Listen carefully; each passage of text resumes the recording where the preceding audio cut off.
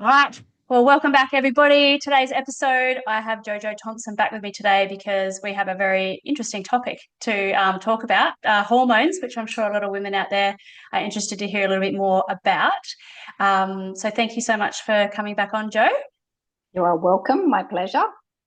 Yeah, absolutely. I loved our last conversation. If you haven't had listened to that one, I'd recommend listening to that first. I'll put the link in the show notes. So we had a lot more about Jo and her story.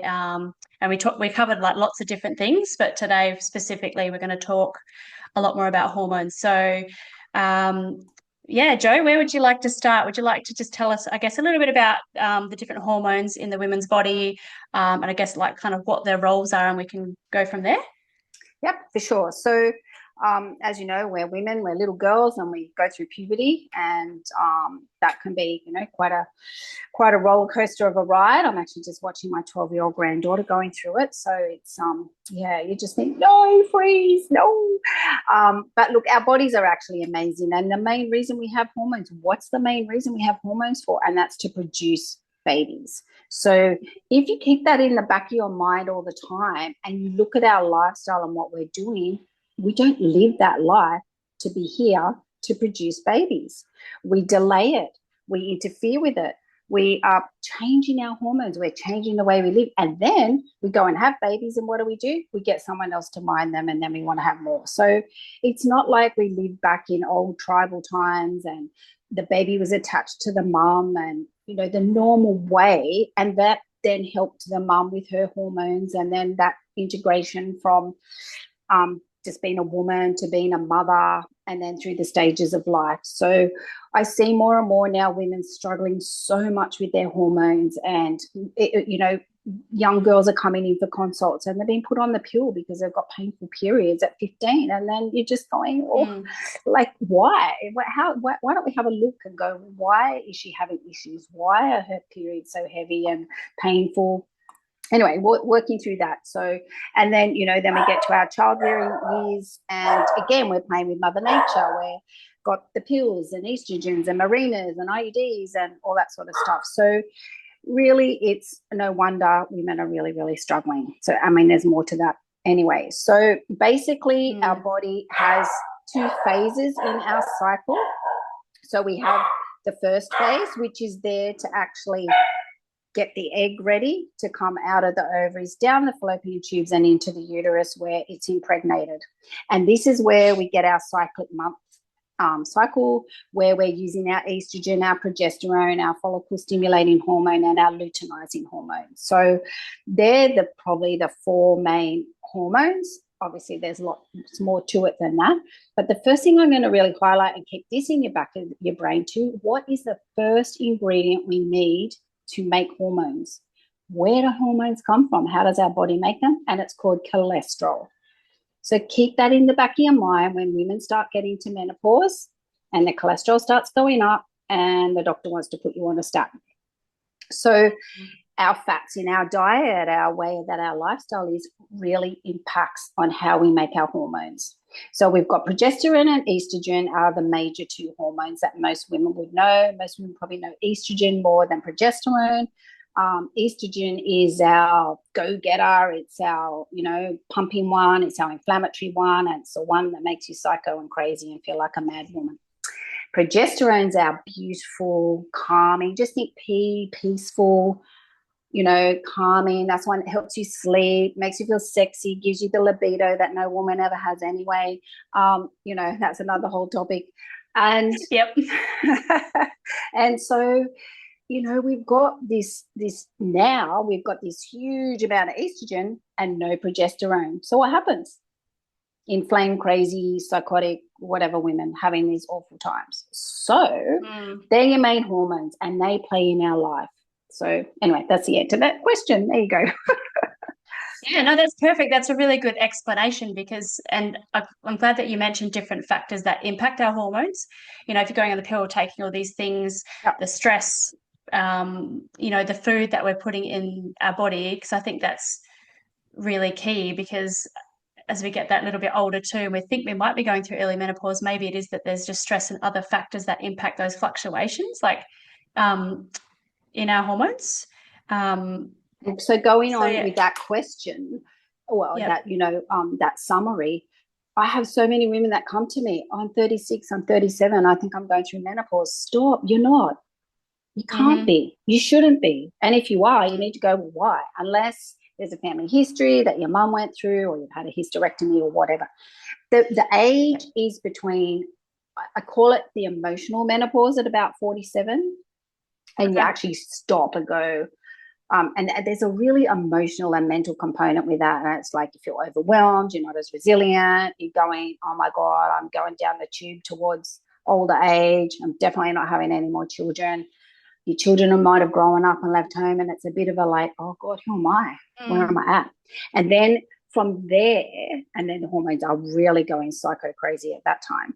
From there till about 52, 53 is the average age that you should actually go through menopause or go into that phase of menopause, because it's Mm. actually perimenopausal, postmenopausal. There is only one day in your life that you're menopausal, and that's the first day after the last period. Like you have a period 12 months later, you haven't had Mm-hmm. another one.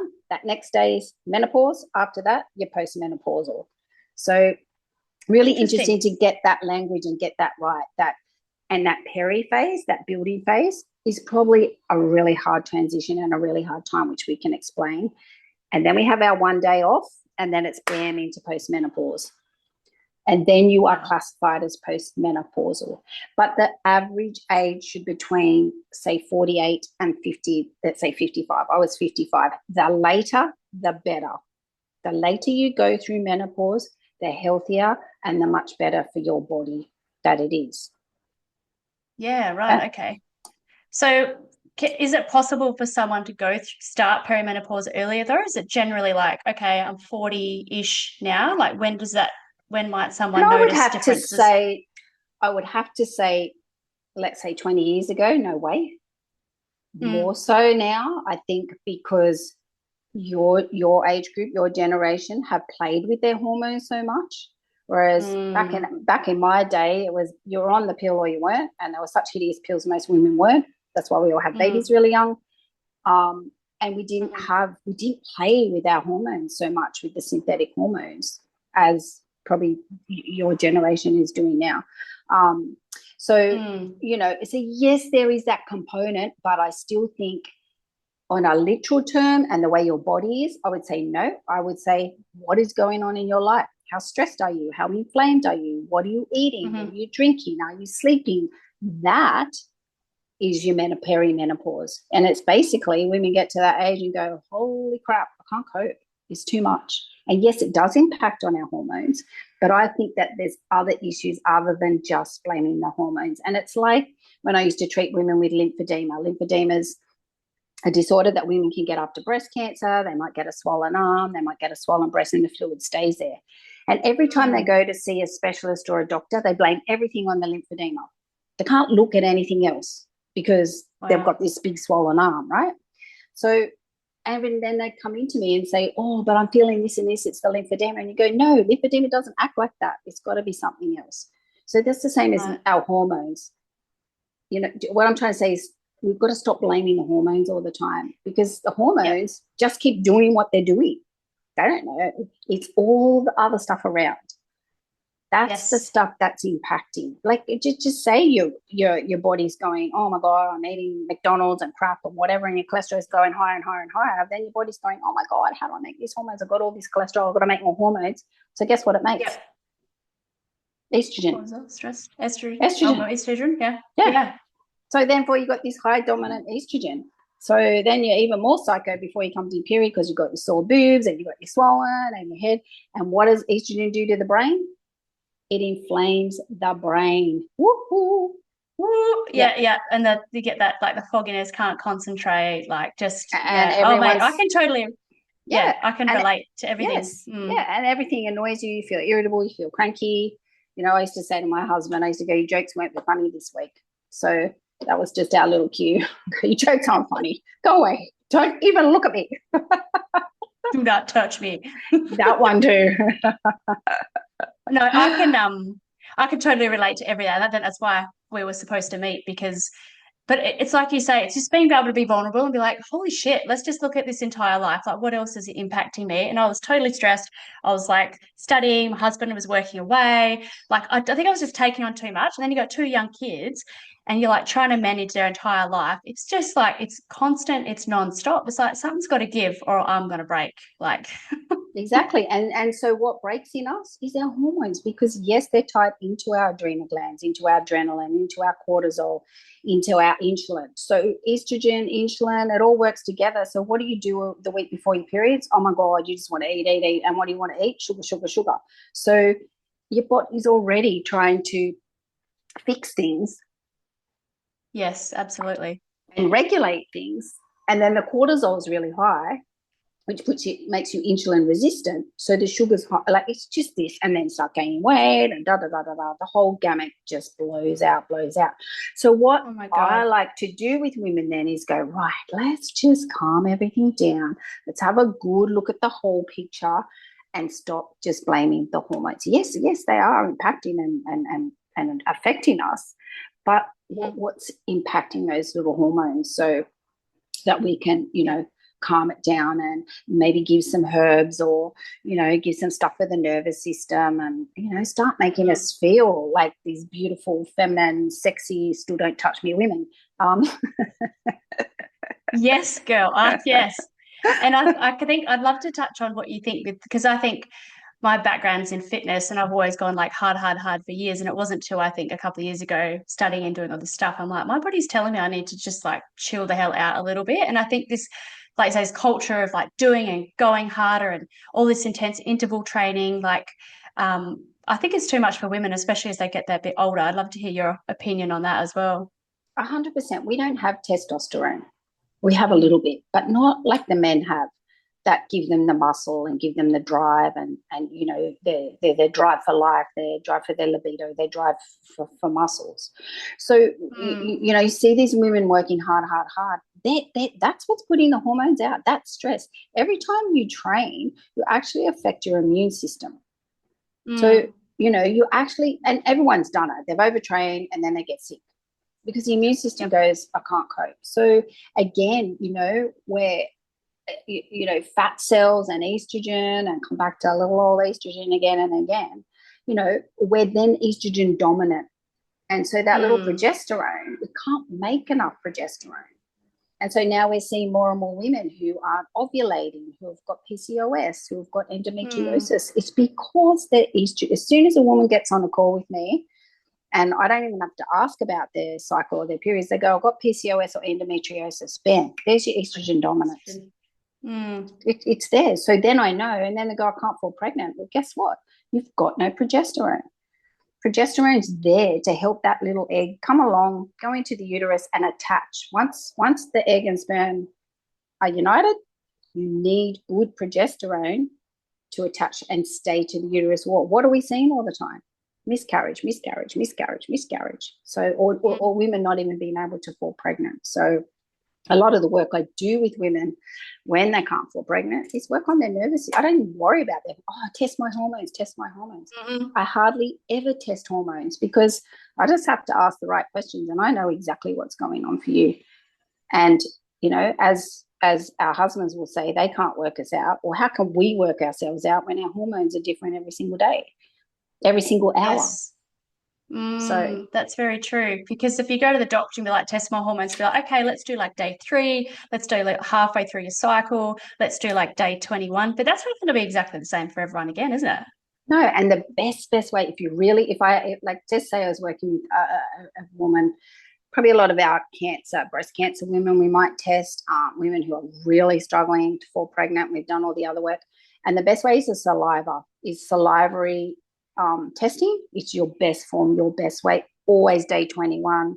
And I would always then test DHEA and a whole lot of the gamut. So you've got your cholesterol and you need your DHEA and your sex binding globulin hormones as well. So it's not just about looking at estrogen and progesterone. Mm. We need to look at all the other little goodies that are going on and helping those hormones do what they've got to do.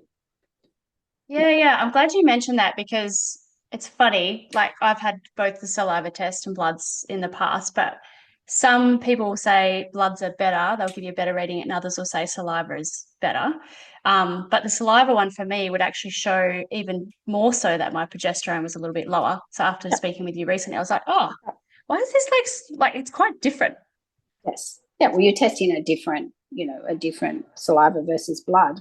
But there are Yeah. other tests. There's the Dutch test, and that's a really true indication of what there's like, 3 or 4 forms of estrogen. There's estradiol, there's estra, blah, blah, blah, and estradiol 1 and 2 and 3 and stuff like Yes. that. So if you Yep. really want to go in and have a look, then there's, a urine Dutch test, organic acid test stuff that you can really have a really fantastic look at what's going on. But again, I hardly ever do them. I It's don't need to. yeah. I need to ask you Mm. the questions, Hmm. how are you feeling? What's your cycle like? What are your symptoms? How long between when you ovulate and when you actually get your period? There's already a million, knowing what's going on with your hormones there. Are you actually ovulating? Are you, there's so many questions that you can ask that will give the picture as to what's going on with the hormones. Well, that's right. Yeah, like you Yeah, say, asking the right questions, and they can literally yeah, tell you how they feel, and you're going to be like, oh, well, that's this, and this. Let's yeah. just start going with some treatment to help, kind of thing. Yeah, and testing will come in when you go, well, what's the goal? Why did this person come to see me? And it might be, I've tried everything, I can't fall pregnant, and I'll do my normal stuff. And if we're not winning there, then we might go, okay, all right, let's really have a look. And let's have a look. Are you actually producing those hormones? Are you ovulating? And you'd go back up the tree as well. You wouldn't just test estrogen and progesterone. You would go back up the tree of the hormones and who's making what and what's making where and what's impacting on this. And, then we can throw Mr. Thyroid in there, and that's going to stir the pot as well. So, it's, and, the adrenals are pumping, and you're drinking coffee in the morning and your red wine at night and you're not sleeping, and why can't I fall pregnant? Well, hello. Well, it's like your body's like, it's already stressed out, man, to the max. You need to make Yeah, some changes to go, it's safe to make a baby. My body is capable. I can do it. 100%. 100%. So then, then we move through our cycle of life, and I think once women have babies and reach the later 30s and early 40s, they are having a hard time. Their cycles are worse. Like even my daughter yesterday goes, oh my gosh, I didn't sleep last night. And I said, oh, you due for your periods? She goes, yeah, I am. Tomorrow I go, that's your progesterone. Your progesterone's low. And she goes, oh, God, Mum, do you have to give me a bloody biochemical answer for everything? I just didn't sleep. And I'm like, but it never happened. But, she's had 3 children. She's getting to 36, 37. And yes, the cycle does become worse, like harder to manage.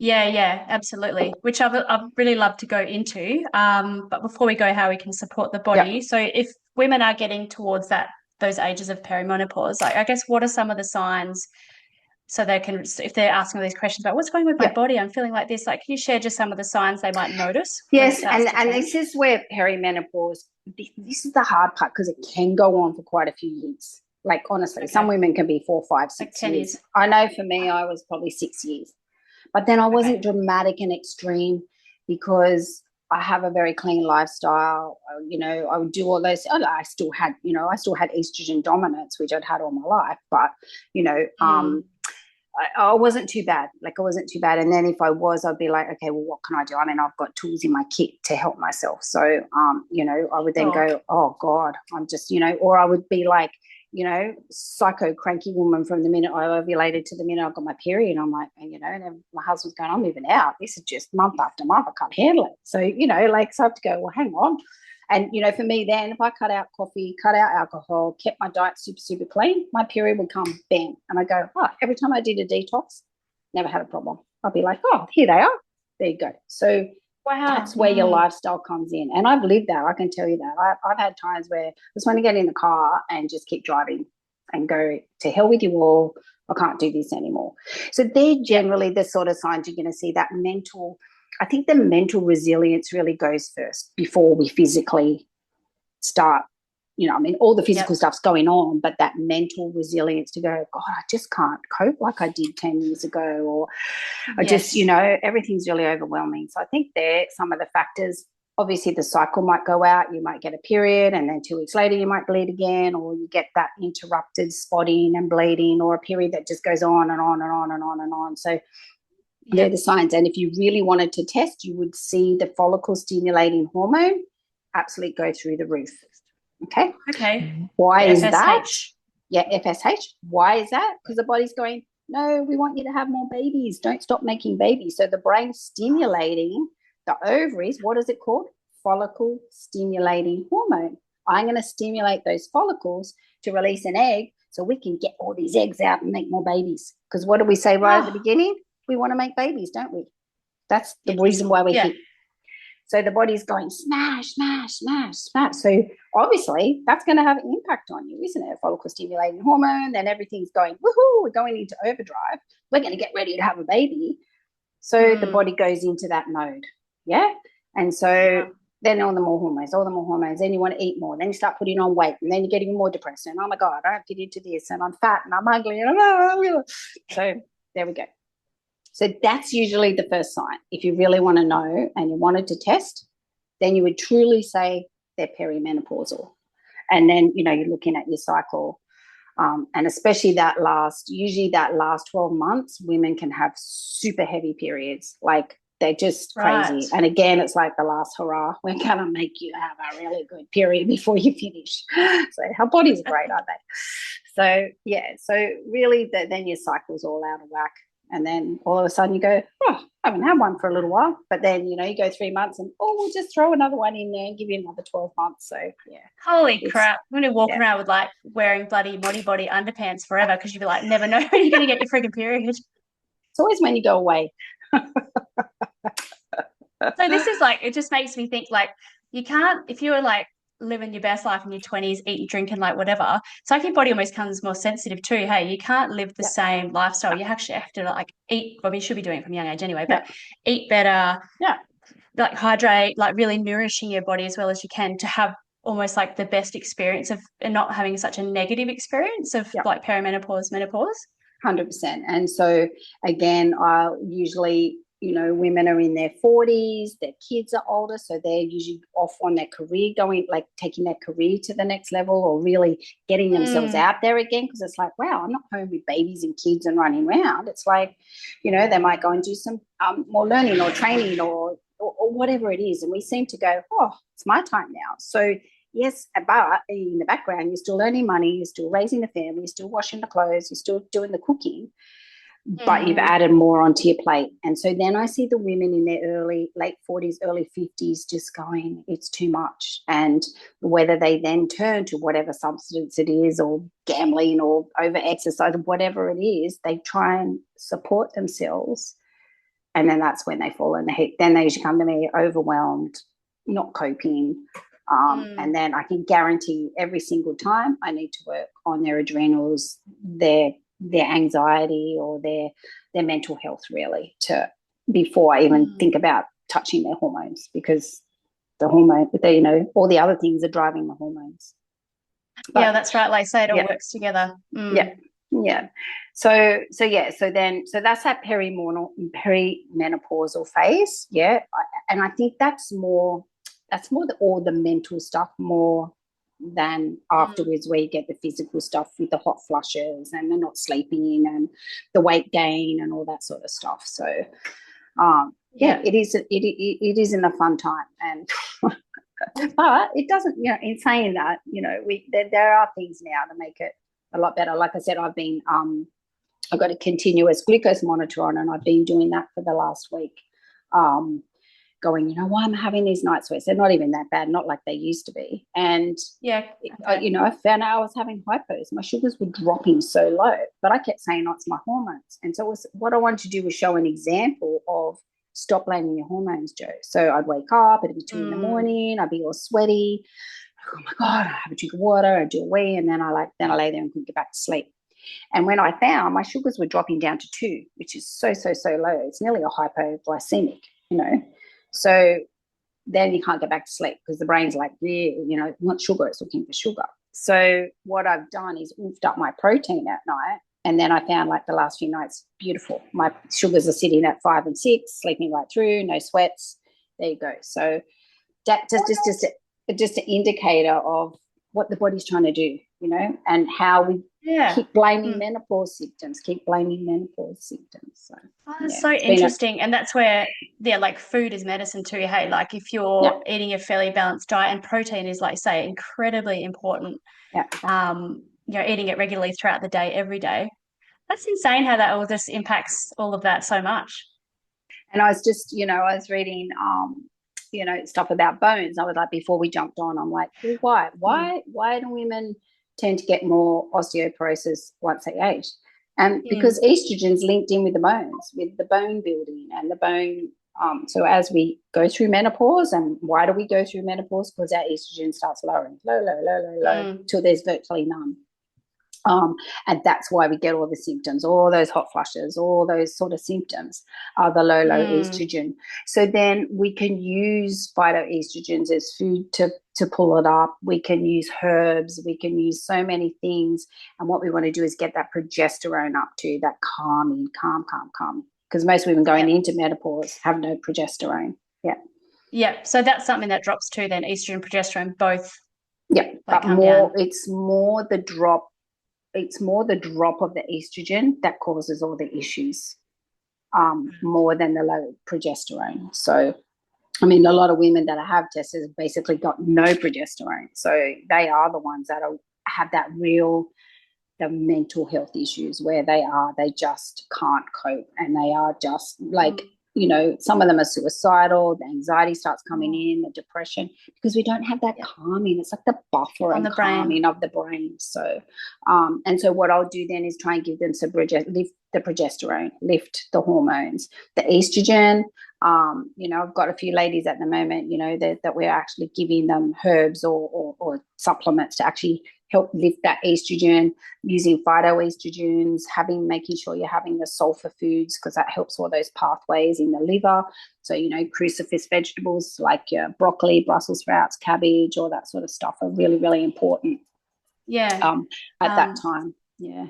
yeah, no, that's really good because I was going to ask next, like, how can we support the body? But how does that, so if you're going through this phase, perimenopause, menopause, like, is that how you would sort of treat the body? Is like giving it herbs, focusing on the Yep. nutrition? But if you're getting through menopause and your hormones naturally have just like dropped, how does that actually help your body produce more by eating that and taking Well, stuff? Or what it does is that, well, one, it will calm it down, but also the adrenal glands then take over. So the adrenal, we still need estrogen, right? So the adrenal glands go, hey guys, we've got to up the ante. We've got to start making a little bit of estrogen. So this is where you need your cholesterol. And this is when women's cholesterol goes really high, and the doctor puts them on a statin or anti-cholesterol tablet, and then their cholesterol goes really low, and then they can't make that little bit of estrogen that they want. And so everything's, and what's the biggest drug to cause Alzheimer's? A statin, your cholesterol drugs. And then you're getting no fat in your brain. We need fat to the brain. We have to have fats for our brain to work. So they put them on an anti-cholesterol tablet, and then they're even more nutso. And so, yeah. And so we're seeing more and more Alzheimer's. And I bet you if you did a history and a thing, back, you'd probably see how many of them were on a statin, how many of them were on, synthetic hormones or, stuff like that. So you can't play with Mother how do we Nature without not? getting burnt. Oh my, yeah, that's a good way to say it. You can't play with another. What did you say? You can't play with Mother Nature without getting burnt. Holy Yeah, it moly. just blows your mind, doesn't it? Just Oh my jump God. And on like you it. say, Yeah, yeah. in And that first episode when you're like, I want doctors to turn their blinkers off, this is what you're talking about. It's like, why? How do we not? Why aren't we talking about that?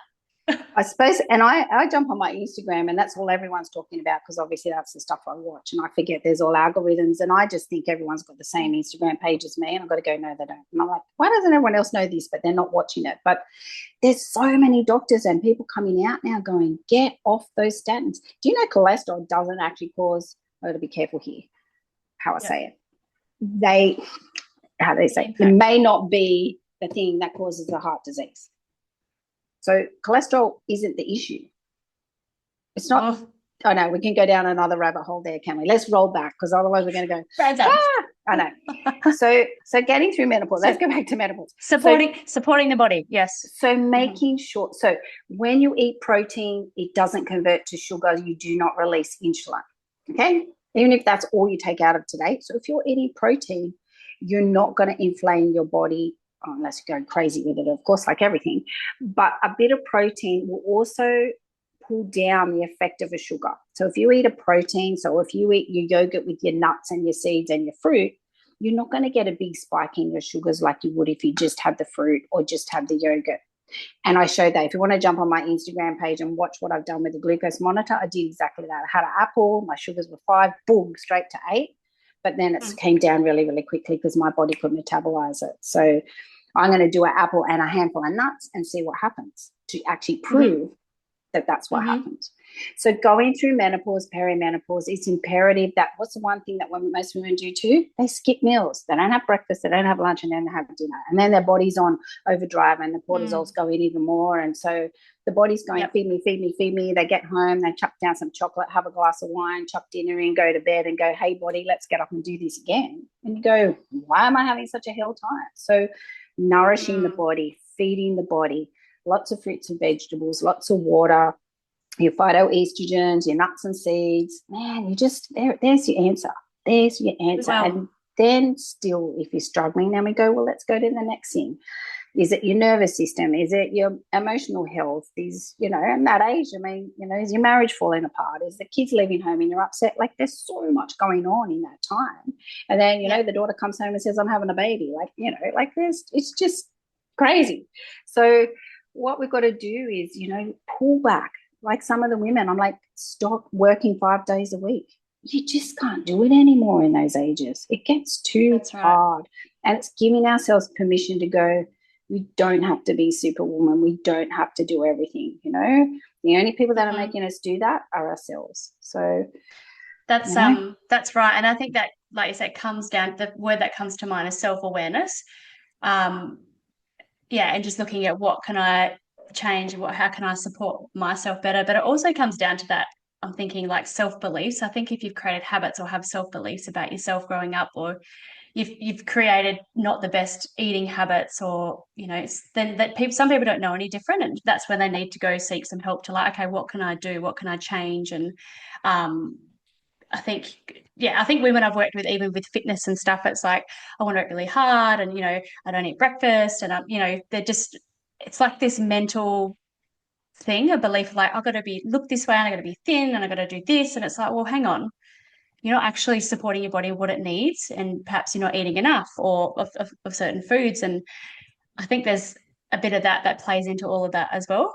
Oh, huge, 100%. And you know, we're supposed to be these sexy, goddamn amazing, skinny, attractive, beautiful, vivacious women who are packing the dishwasher while they're on the phone doing an email, blah blah blah. Oh, hang on, the kids, you know. And you look at that and you go, it's just insane. Like it's insane. But you know, we're driven by media, by social media. We're driven by each other. We're driven by checking each other out.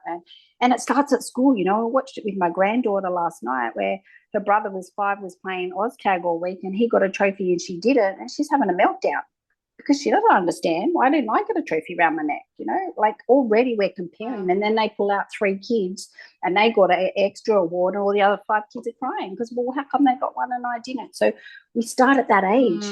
We're compared at that age, whether we're good or we're bad or we're not.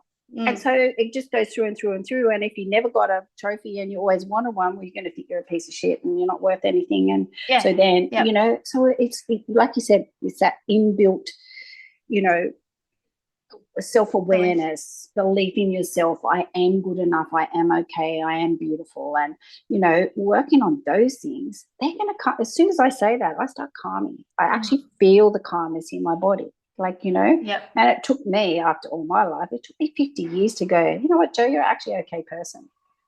I didn't know that. I thought I was a piece of shit because that's what I've been told when I was a kid all my life. So then I went, hey, you know what, I'm actually okay. And when I was okay with myself, then I gave myself permission to go and have a facial or to sit on the lounge. Not that I would do that very often, but, you know, just have a day where I wasn't doing something and achieving and doing, because then I was the good wife or the good girl or the good daughter or whatever. So it really plays into that. Pleasing.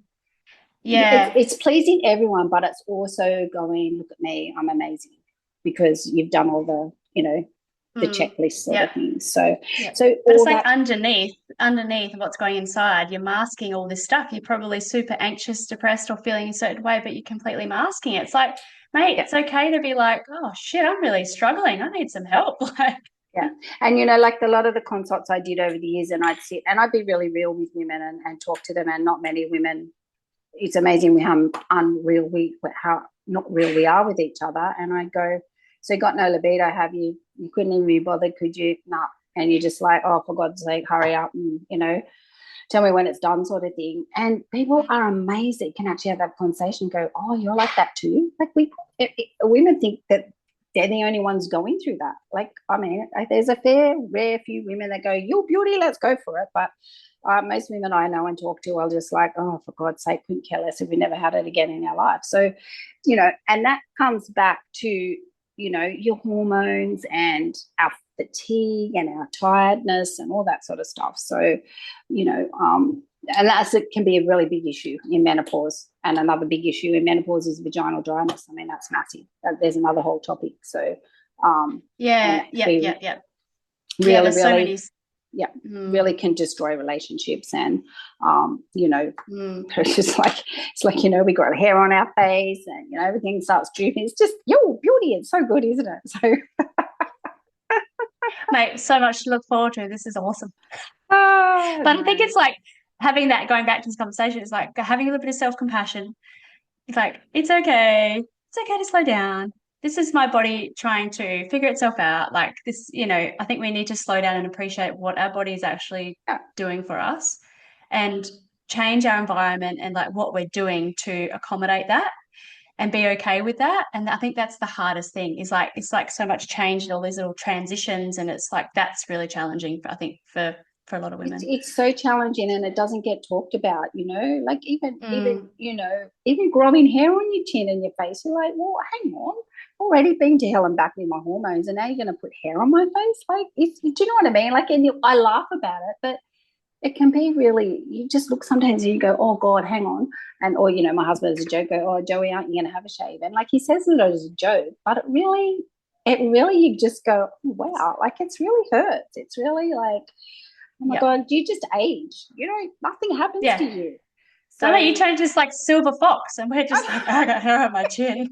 it's like, so, and we're making a joke about it, but it's really, It's there's so many physical and mental changes. And this is where absolutely. having talks like this and supporting each other. So, and this is where I wanted to turn it around from everyone just going hormones, hormones, hormones, hormones, and stop. It's really important, but stop focusing on what the estrogen and the progesterone are doing because it's all the other stuff that are making that have an impact on your body. It's all the other stuff that we Mm. just talked about that makes that low estrogen really hammer you and give you a really hard time. So, and it's about reaching out and going, no, I'm not coping and my body's not coping and I'm awake all night and I'm sweating all night and, all those symptoms. Then we go, stop. Mm. Okay, well, why? I always go for the why. Well, why are those symptoms happening? Yes, they should be there maybe a little bit, but not at that craziness. So, Yeah. and then you go down, obviously, you go down the line of all the food and all the chemicals and all the toxins and all how that affects us as well. So that's, again, another Yeah. chapter for another day as well. But as we said, I think, self-nurturing, yoga, not these big, gutsy, huge workouts that our bodies can't do anymore, especially in our 50s and 60s. Your muscles can't do those workouts that a 20 or 30-year-old can do. Yeah. Yeah. And being kind, yoga, meditation. And you know what the best medicine of all is? A good old lunch with girlfriends and a good old bellyache laugh. That's the best Yeah. medicine of all, I think. That absolutely. And I'm glad you said that, hey, because I think I'm navigating that now, even like because you become parents and you've just like your friends are busy, everyone's kind of busy, it can get a bit lonely. So there's other factors like you say, but like if you're not having that regular like the catch ups, have a laugh, go learn a new skill, go play golf, go like have a laugh, like go walk on the beach, like whatever. Yeah. Like if you're not getting that, like that's quite impactful too, I think. Like you say, like mentally as well, but Well, it's it's really huge. When important. I did community nursing for 15 years or whatever it was, Hmm. it was the oldies and I was on the coast, so it was nearly all old people in the homes. And, all Hmm. these little old ladies and men, I'm like, I want to take the pod and look after them. And they'd have no one come and see them and no visitors Hmm. and, stuff like that. And they were the ones that got the sickest, their disease process went really fast, or they was unwell all the time because they were so isolated and lonely, and they weren't getting any social interaction, and that impacted, I mean, some of it was obviously, you'd think, oh, what a nice old lady, but she actually wasn't a really nice old lady, and that's why no one came to see it. But like, and Yeah. but it was just like when they were socially isolated, that's when they really went downhill, and that's when their health Yeah. really deteriorated. So that social Yeah. interaction for us, and Mm. we were tribal, now we're not, and like you said, it can get really lonely, especially you Mm. young mums at home with a baby. Everyone's out at work. There's not, most women work these days, so there's not even that nice I camaraderie know. of groups. Yeah, So absolutely. And yeah, I think in the conversation we had, not to go too off topic, but yeah, just in that last episode, yeah, there's like this when you were like going to work way back when, it was like looked down on because you're not home with your child. But now it's like the complete opposite. It's like, when are you going back to work? What do you do for a job? I'm like, holy shit, man, I'm a mum with two kids. But I'm like, yeah, yeah, so there's, yeah, all yeah, those and factors. 100%. So yeah, so I have you got Um, any other questions? Yep. yes. So just quickly, so we talked a bit, yeah, obviously how we can navigate that, like going through perimenopause. There's Yep. lots of different factors there, but I guess what would be some of your tips you would share? Like if you're not quite there at 40, but you're going through this experience of maybe these hormones, like should they come and see someone like you? Because they might go to the doctor and be like, oh, here's the pill. And I'm like, I don't want to go on the pill at 38. What would you start And doing? that's a great thing, because I'm seeing lots of women in that age get the Mirena put in, and Mm, honestly, that scares the bejesus out of me. It's a foreign body. What is your body going to do? It's going to attack it to start with. Okay. And mm, then they start getting all these other issues and bowel issues or gut issues. And you're like, well, like they mm, don't put together that there's a marina in their body, which, okay, it might be down there, but it's still going to affect the rest of your body. So they're okay. synthetic hormones. They're synthetic. Our body doesn't know what to do with them. Like, it's not the real hormones. And it's the same as the Mm, pill. They're all synthetic. So, if we can alleviate some of your symptoms by looking at your lifestyle, supporting you with herbs, different foods. One of the things I do with most people is look at your diet and go, all right, you love to eat yogurt with fruit and nuts in the morning, but you're eating chobani, which everyone thinks is really good, but it's actually high in sugar. Let's have this yogurt instead. So it might be just you're looking at your diet and just tweaking things and going, you're running out the door with jam on your toast. Let's just put a bit of avocado and tomato instead. Or just trying to tweak things because you're so stressed anyway without mm, changing your whole diet. And then maybe, working on your adrenal glands, which are causing your hormones to go crazy, doing a glucose monitor for a week, and having a mm, look and going, well, how's my food impacting my sugars? Because when your sugars go high, mm. you get inflamed. And when you're inflamed, everything goes even more crazy. So making sure you're drinking Right. enough water, that you're socializing, that, all those things that Yeah, we all those keep things. forgetting to do. Have a laugh. When was the last time you had a good laugh or some fun with your kids, rather than quick in the car, have your dinner, have this, have that. So, Do this, don't do that. It's yeah, like, oh, hang yeah, on.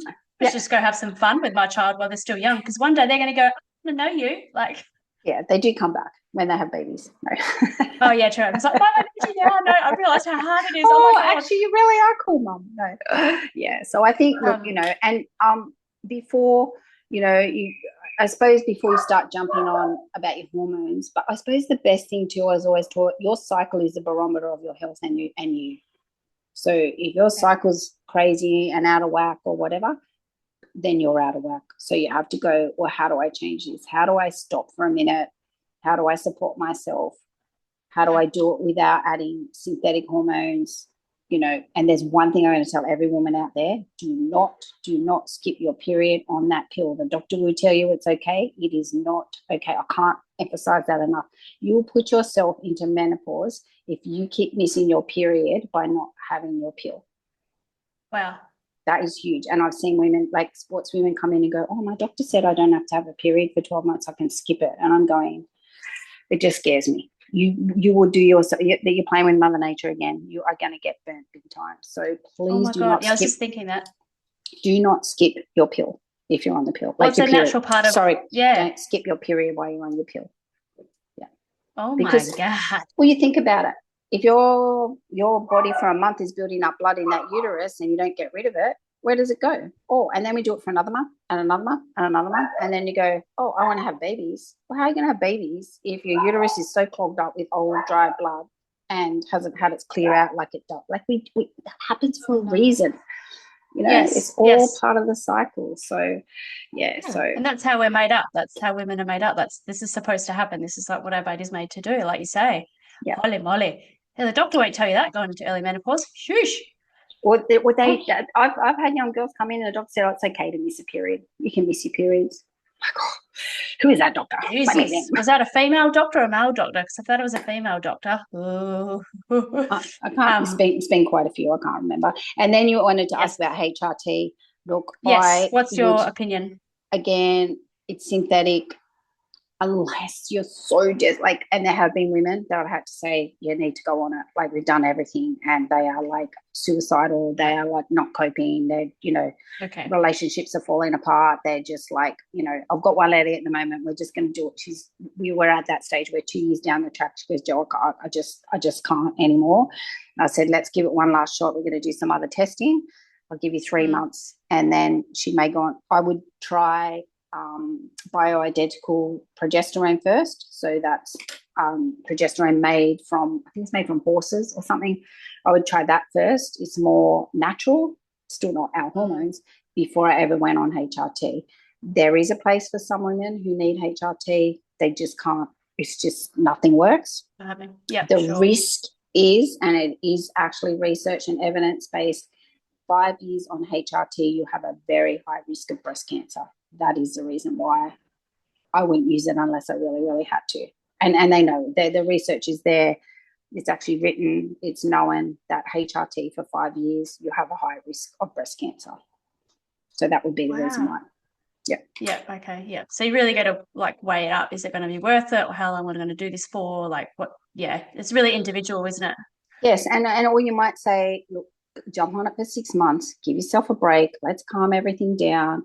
Let's get these, lifestyle things in, or get your, your cortisol levels down. Let's get your insulin down. Let's get you calm so you can make the changes in your life to calm your body.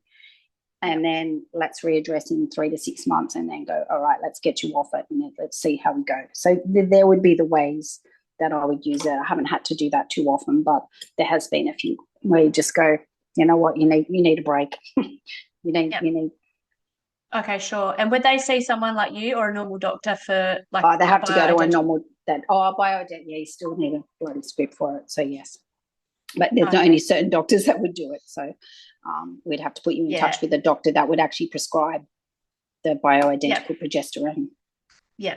And I think that's the thing. I think if that's something you got to that point, it's like you say, don't take no for an answer. Like go to a doctor who's going to work with us. Yes. Like I think, and just like this is what we're doing, this is what we need to do next. And don't just settle for one person's opinion. I think find someone who's going to work in with you and your needs. 100%. And your doctor should be on your team, not badgering you and making you do things you don't want to do. So if they're doing that or not supporting your needs, then find another doctor. Yep, absolutely. Yeah, cool. Yeah. Well, thank you so much, Right. Jo. I think we'll leave it there, unless there's anything else that you want to share No. before Did you you go have today. any other questions that you want to ask me?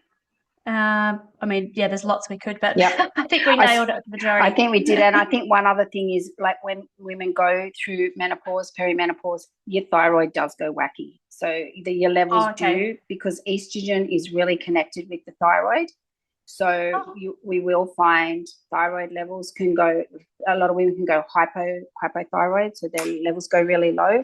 And then that drives the hormones as well and stuff like that. So sometimes we need to go and look, and I'll test the thyroid. I always do a full thyroid panel, because if that's out of whack, that's driving everything just as much as, and sometimes we need to balance the thyroid as well as the adrenals and everything else. So it can be often a very big, impact on the thyroid going through it. So, but you know what, like you said, just watch funny reels, watch laughs, have some time with your girlfriends, I think, and reach out and talk. And we need to talk to each other about it. I think that's really important. And look for strategies that are going to help you personally, not what everyone else is doing. It's what, and if you need a cleaner, get a cleaner in. If you need, whatever it is to take the burden off you, go and buy meals for the week or something, and eat those if it means that you're going to have a bit of time to sit and relax, and that's okay to do those things, you know.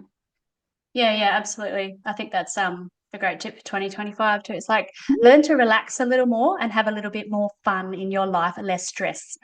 Yes, Beck, I would like to see you do that. Yeah, I'm working on that.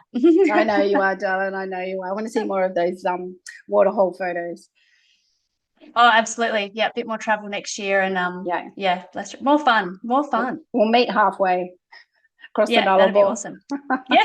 Yeah, you got to come over and try. It's yeah. We're Yeah. over there next year. We are there. Cannot wait. So it'll be awesome. So Oh, you have to thank you, let me beautiful know, but lady. Thank thank you you for for your coming time on. once again. I love it. It's really great, and the fact that we can touch other women's lives, it's just amazing. It's so beautiful. So thank you for what It's you're doing. amazing. You're amazing. All You're right, amazing. mwah. Thank you All so right. See much. you, darling. See ya. Bye.